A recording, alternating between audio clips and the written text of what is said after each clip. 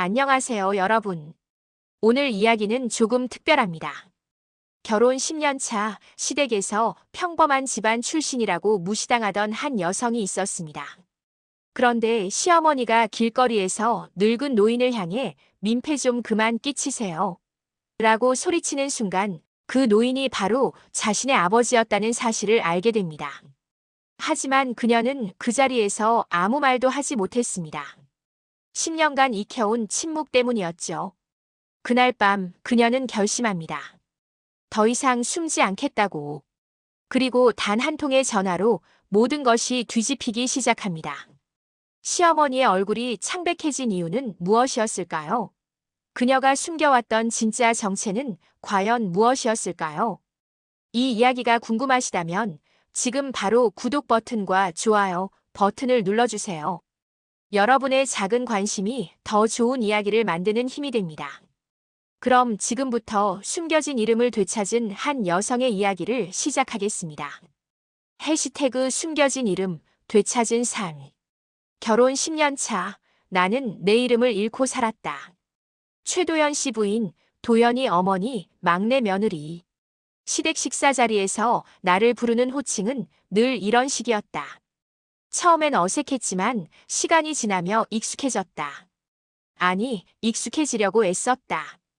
그게 편한 거라고 스스로를 설득했다. 시어머니 강미숙 씨는 첫 만남부터 내 출신을 궁금해하셨다. 친정은 어디세요? 부모님은 뭐 하시고? 나는 짧게 대답했다. 집안이요. 아버지는 은퇴하셨어요. 그 이상은 말하지 않았다. 남편 도연도 더 묻지 않았다. 우리는 그렇게 서로의 과거를 적당히 덮은 채 살았다. 아버지 윤상철. 그분은 한때 이 업계에서 누구나 아는 이름이었다. 대기업 문화사업부 임원으로 수많은 프로젝트를 성공시킨 사람. 하지만 정년 이후 아버지는 스스로 그 이름을 내려놓으셨다. 이제 그만 쉬고 싶다는 말과 함께. 지금은 지방문화센터에서 가끔 강연을 하시며 조용히 사신다. 나는 아버지의 선택을 존중했다. 그리고 나 역시 같은 방식을 택했다. 시댁 사람들에게 굳이 아버지의 경력을 설명할 필요가 없다고 생각했다. 지금의 아버지는 그저 평범한 은퇴자일 뿐이니까. 그게 편하다고, 그게 맞다고 믿었다. 결혼 초 시어머니는 종종 이런 말씀을 하셨다. 우리 도연이가 시집 잘 보냈어. 집안이 좀 평범해도 착하고 얌전한 며느리 얻었으니. 나는 웃으며 고개를 끄덕였다. 평범하다는 말에 굳이 반박하지 않았다. 그게 무슨 의미인지 알았지만 문제 삼고 싶지 않았다. 시댁 모임 때마다 나는 조용했다. 시누이들이 자신의 친정 자랑을 할 때도 시어머니가 집안 배경을 운운하실 때도 나는 그저 듣기만 했다. 도연은 그런 나를 성격이 차분하다고 표현했다. 나는 그 말이 위로인지 평가인지 구분하지 못했다. 어느 날 시어머니가 물으셨다. 친정아버지는 요즘 뭐 하세요? 나는 대답했다. 문화센터에서 가끔 강의하세요. 시어머니는 고개를 끄덕이며 말씀하셨다. 그래도 노후에 뭐라도 하시니 다행이네요. 우리 집은 남편이 대기업 이사 출신이라 바쁘거든요. 나는 아무 말도 하지 않았다. 아버지가 한때 그분보다 높은 자리에 계셨다는 사실을, 지금도 업계 사람들이 아버지의 이름을 기억한다는 사실을 나는 입 밖에 내지 않았다. 그게 평화를 지키는 방법이라고 생각했다. 문제 없다고, 이대로 괜찮다고 믿었다. 그날 전화가 오기 전까지는 지후야 아버지가 사고가 났어. 동생의 떨리는 목소리가 모든 것을 바꿔놓았다. 전화를 받고 달려간 곳은 문화센터 앞 주차장이었다. 아버지는 담벼락 옆에 서 계셨다. 등이 유난히 굽어 보였다. 발치에는 넘어진 페인트통이 있었고 하얀 페인트가 바닥에 흥건했다. 그리고 그 앞에 익숙한 외제차 한 대가 서 있었다. 시어머니 강미숙 씨의 차였다. 어머니. 내 목소리에 시어머니가 돌아보셨다. 얼굴은 굳어 있었고 눈빛은 차가웠다. 지우야, 내 아버지 맞아? 나는 고개를 끄덕였다. 시어머니는 차 문을 가리키며 말씀하셨다. 이거 봐. 페인트가 여기다 튀었잖아. 이거 수입차야. 수리비가 얼마인 줄 알아? 주변에 사람들이 모여들고 있었다. 문화센터 수강생들, 지나가던 행인들. 모두가 우리를 쳐다봤다. 나는 아버지께 다가갔다. 아버지, 괜찮으세요? 아버지는 고개를 끄덕이셨다. 하지만 손이 미세하게 떨리고 있었다. 강의 준비를 위해 페인트를 옮기시다가 그만 미끄러지셨다고 했다. 시어머니의 목소리가 높아졌다. 괜찮긴 뭐가 괜찮아요. 이 차가 얼마짜린데. 늙으신 분이 왜 이런 무거운 걸 혼자 들고 다니세요? 센터에서 사람을 시키든가. 죄송합니다. 아버지의 목소리는 작았다. 제가 조심했어야 하는데. 수리비는 제가 당연히. 수리비로 끝날 문제가 아니에요. 이건 외제차라고요. 부품도 따로 주문해야 하고 보험 처리하면 등급도 오르고. 시어머니의 말은 점점 거칠어졌다. 주변 사람들의 시선이 따가웠다. 누군가 수군거렸다. 저 할아버지 불쌍하네. 외제차 긁혔다고 저렇게까지 해야 하나? 시어머니는 그 말들이 들렸는지 더 목소리를 높이셨다. 여러분, 제가 과하게 구는 거 아니에요. 이건 명백한 재물 손괴라고요. 요즘 노인분들이 너무 함부로 돌아다니시는 거 아닙니까? 나는 그 순간 입을 열어야 했다. 아버지를 감싸고 시어머니께 진정하시라고 말씀드려야 했다. 하지만 목소리가 나오지 않았다. 10년간 익숙해진 침묵이 나를 꽁꽁 묶었다. 민폐도 정도가 있죠. 나이 드셨으면 집에 계시지 왜 밖에 나와서 이런 일을 만드세요? 아버지는 계속 고개만 숙이셨다. 죄송합니다. 죄송합니다. 그 모습이 너무 작아 보였다. 한때 수많은 사람들 앞에서 당당히 서 계시던 아버지. 업계 최고의 자리에서 프로젝트를 진두지휘하시던 그분이 지금은 한 사람의 노인으로 고개를 숙인 채 사과만 반복하고 계셨다. 어머니, 이만. 내가 겨우 입을 열었을 때 시어머니가 날카롭게 말씀하셨다. 지우야, 넌 가만히 있어. 이건 당사자끼리 해결할 문제야. 내 아버지가 책임지셔야지. 나는 다시 입을 다물었다. 며느리로서, 아내로서 나는 어느 쪽도 제대로 지키지 못했다. 결국 아버지는 수리비 전액을 부담하시겠다고 약속하셨다. 시어머니는 그제야 차에 올라타셨고 출발하기 전 나를 쳐다보셨다. 지우야, 집에 가서 도연한테 잘 설명해. 괜한 오해 사지 말고. 차가 떠나고 사람들이 흩어졌다. 나는 아버지 곁에 섰다. 아무 말도 할 수 없었다. 아버지는 천천히 페인트통을 주우시며 말씀하셨다. 괜찮아. 내가 실수한 거니까. 하지만 괜찮지 않았다. 나는 그날 처음으로 깨달았다. 침묵은 평화가 아니었다. 그저 비겁함이었다. 그날 밤 나는 잠들지 못했다. 천장을 바라보며 누워있는데 아버지의 굽은 어깨가 계속 떠올랐다. 고개를 숙이고 죄송합니다만 반복하시던 모습. 주변 사람들의 수군거림 속에서도 변명 한마디 하지 않으시던 그 모습. 옆에서 남편 도연이 고른 숨을 쉬고 있었다. 나는 조심스럽게 몸을 일으켰다. 거실로 나와 소파에 앉았다. 창밖은 아직 어두웠다. 휴대폰을 켰다. 시어머니한테서 온 메시지가 몇 개 있었다. 지우야, 수리비 견적 나오면 바로 알려줄게. 내 아버지한테 전해. 그리고 도연한테는 내가 따로 얘기할게. 넌 괜히 신경 쓰지 마. 나는 메시지를 읽고 또 읽었다. 그러다 문득 손이 멈췄다. 왜 나는 아무 말도 하지 못했을까? 아버지를 지키지 못한 것도 시어머니께 제대로 된 말씀을 드리지 못한 것도 모두 내 선택이었다. 10년간 내가 익혀온 방식이었다. 조용히 있으면 문제가 생기지 않는다고 믿었다. 하지만 결국 문제는 생겼다. 그것도 가장 중요한 사람에게. 새벽 4시 나는 결심했다. 더 이상 숨지 않겠다고. 더 이상 평범한 며느리로 살지 않겠다고. 해가 뜨자마자 나는 회사에 전화를 걸었다. 오늘 병가 쓰겠습니다. 개인 사정이 생겨서요. 도연이 놀란 얼굴로 물었다. 무슨 일이야? 어디 아파? 아니, 처리할 일이 있어. 곧 돌아올게. 나는 서둘러 옷을 입고 집을 나섰다. 목적지는 정해져 있었다. 차를 몰고 도착한 곳은 강남의 한 빌딩이었다. 로비에서 잠시 망설이다가 나는 엘리베이터를 탔다. 15층 JS 문화기획 사무실 앞에 섰다. 대표 정수현. 아버지의 옛 동료였다. 아버지가 임원으로 계실 때 그분은 팀장이었다. 지금은 업계에서 가장 영향력 있는 문화기획사를 운영하고 계셨다. 나는 5년 전 아버지의 은퇴식에서 정수현 대표님의 명함을 받았었다. 언제든 연락하세요. 윤 이사님 따님이라면 제가 도와드릴게요. 하지만 나는 단 한 번도 그 명함을 쓰지 않았다. 아버지의 이름에 기대고 싶지 않았다. 오늘은 달랐다. 비서가 안내했고 나는 대표실로 들어갔다. 정수현 대표는 반갑게 맞아주셨다. 지우 씨, 오랜만이네요. 무슨 일로? 나는 바로 본론을 꺼냈다.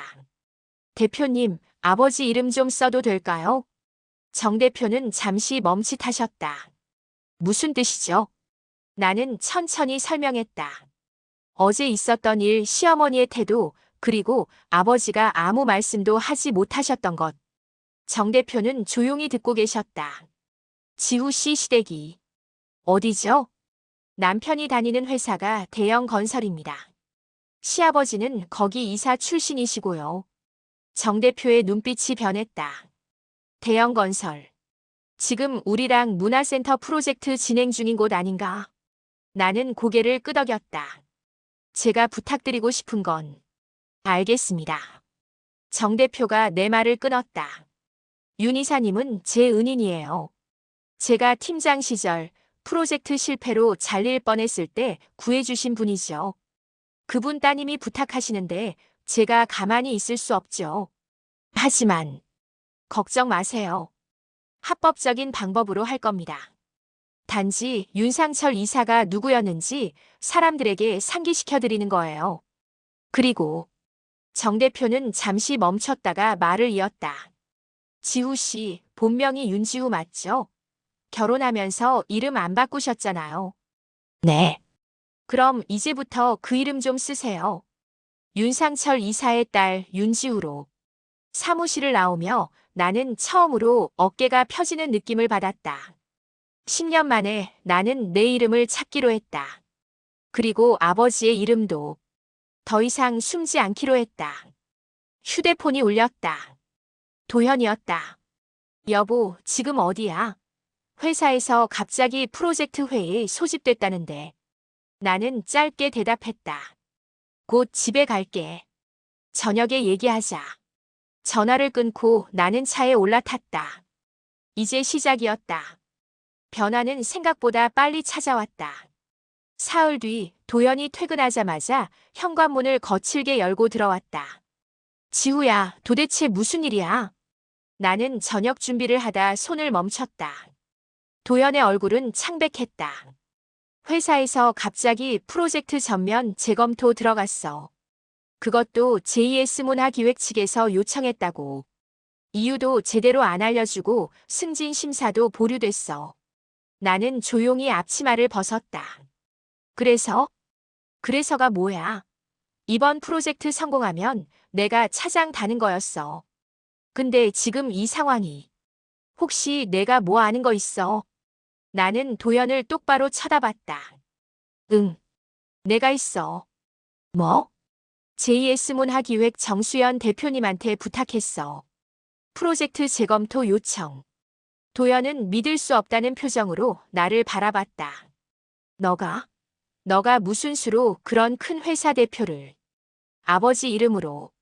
순간 거실이 조용해졌다. 내장인 어른이 거기 그렇게 큰 영향력이 있어. 나는 고개를 끄덕였다. 윤상철. 아버지 이름 한 번이라도 제대로 검색해 본 적 있어. 도연은 아무 말도 하지 못했다. 같은 시각 시어머니 강미숙 씨는 더 큰 혼란을 겪고 계셨다.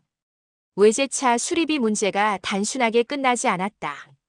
보험사에서 연락이 왔고 계약 조항 위반 가능성을 검토 중이라고 했다. 차량 보증 기간도 재확인이 필요하다며 서류를 다시 제출하라고 했다. 이게 무슨 소리예요? 그냥 페인트 자국 하나 수리하면 되는 거 아니었어요? 고객님, 사고 경위를 재조사하다 보니 몇 가지 확인할 사항이 있습니다. 특히 상대방 신원 확인 과정에서 전화가 끊겼다. 시어머니는 이해할 수 없었다. 단순한 접촉 사고가 왜 이렇게 복잡해지는지. 그리고 이틀 뒤 결정타가 날아왔다. 시아버지 회사에서 주최하는 문화사업 세미나. 매년 업계 주요 인사들이 참석하는 행사였다. 시어머니도 초대받아 참석하셨다. 행사장에 도착하자 익숙한 얼굴이 보였다. JS문화기획 정수연 대표였다. 그리고 그 옆에 아버지가 서 계셨다. 여러분, 오늘 특별히 모시고 싶은 분이 계십니다. 정 대표의 목소리가 마이크를 통해 퍼졌다. 업계의 전설 윤상철 전 이사님을 모셨습니다. 아시는 분들은 아시겠지만 윤 이사님은 20년 전 이 업계의 기준을 만드신 분입니다. 박수가 터져 나왔다. 사람들이 기립했다. 시어머니는 그 자리에서 얼어붙었다. 윤상철이라는 이름이 지후 아버지의 이름이라는 걸 그제야 깨달았다. 그리고 오늘 특별한 발표가 하나 더 있습니다. 정 대표가 미소를 지으며 말을 이었다. 윤 이사님의 따님 윤지우님이 저희 JS문화기획의 자문위원으로 합류하십니다. 조명이 켜지고 나는 무대로 걸어나갔다. 검은색 정장을 입고 10년 만에 처음으로 내 본명이 적힌 명찰을 달았다. 윤지우 JS문화기획 자문위원. 시어머니와 눈이 마주쳤다. 시어머니의 얼굴은 창백했다. 안녕하세요. 윤지우입니다. 내 목소리는 떨리지 않았다. 앞으로 우리 회사가 진행하는 모든 문화 프로젝트를 검토하고 자문하는 역할을 맡게 됐습니다. 특히 기업 협력 사업의 경우 파트너사의 윤리성과 사회적 책임을 중점적으로 평가할 예정입니다. 청중들이 고개를 끄덕였다. 하지만 시어머니는 그 말의 의미를 정확히 이해했다. 대형 건설과 진행 중인 프로젝트, 그게 내 손에 달려있다는 것을. 행사가 끝나고 시어머니가 다가오셨다. 지우야, 이게 무슨... 어머니.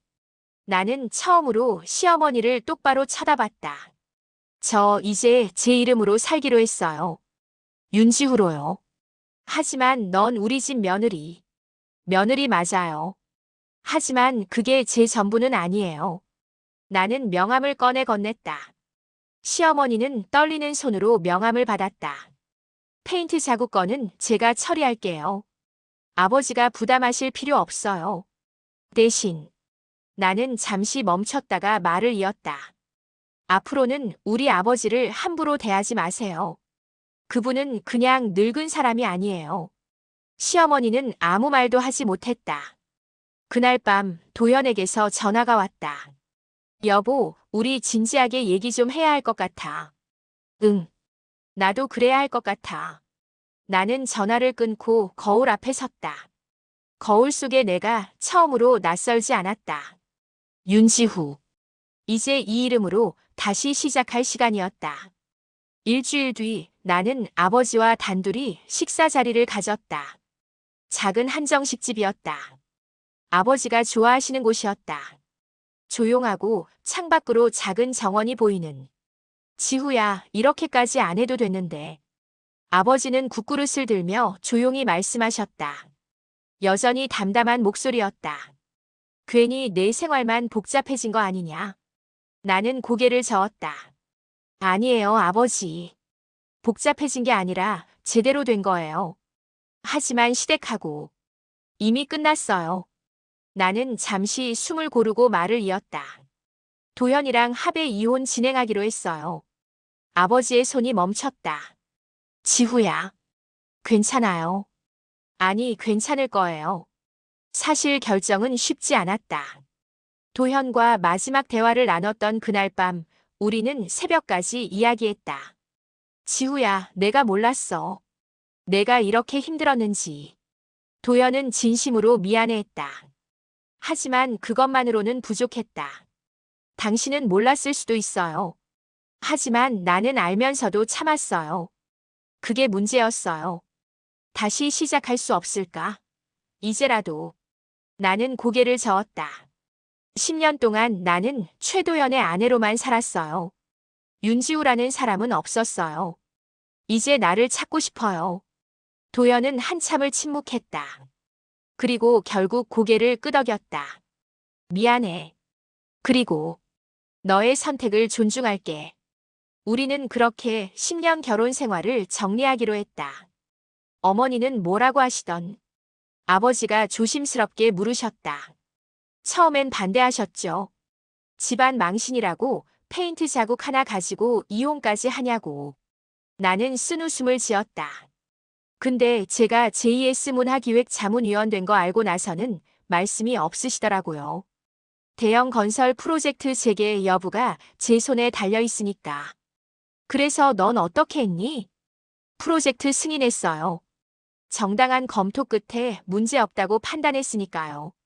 개인 감정으로 일을 처리하고 싶지 않았어요. 아버지는 조용히 고개를 끄덕이셨다. 역시 내 딸이구나. 똑바로 컸어.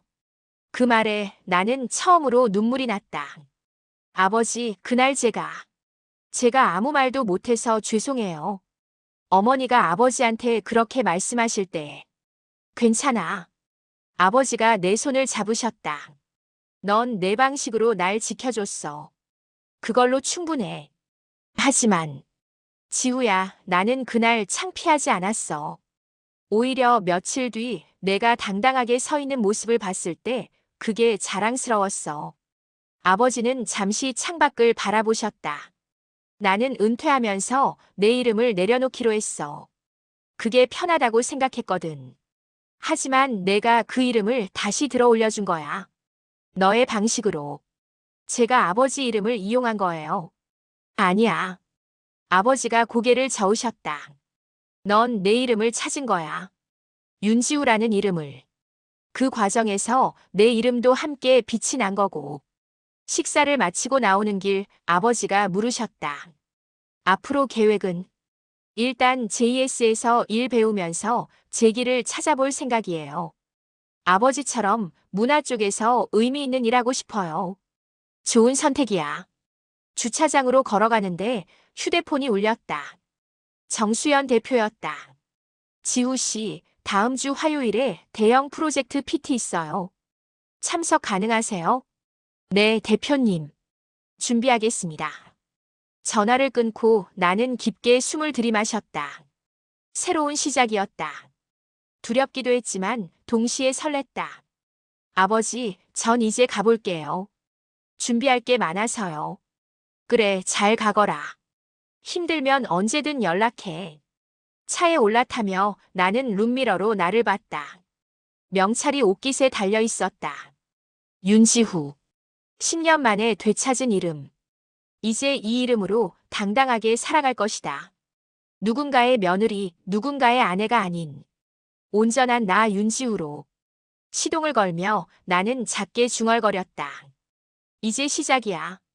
앞으로의 길이 순탄하지 않을 거라는 걸 알았다. 이혼 절차도 남아있고 새로운 일도 배워야 하고 시댁과의 관계도 정리해야 했다. 하지만 괜찮았다. 이번엔 도망치지 않을 것이다. 이번엔 숨지 않을 것이다. 윤지우라는 이름으로 당당하게 맞서고 당당하게 살아갈 것이다. 차가 출발했다. 창밖으로 아버지가 손을 흔들고 계셨다. 나도 손을 흔들며 앞을 향해 달렸다. 새로운 내 인생을 향해.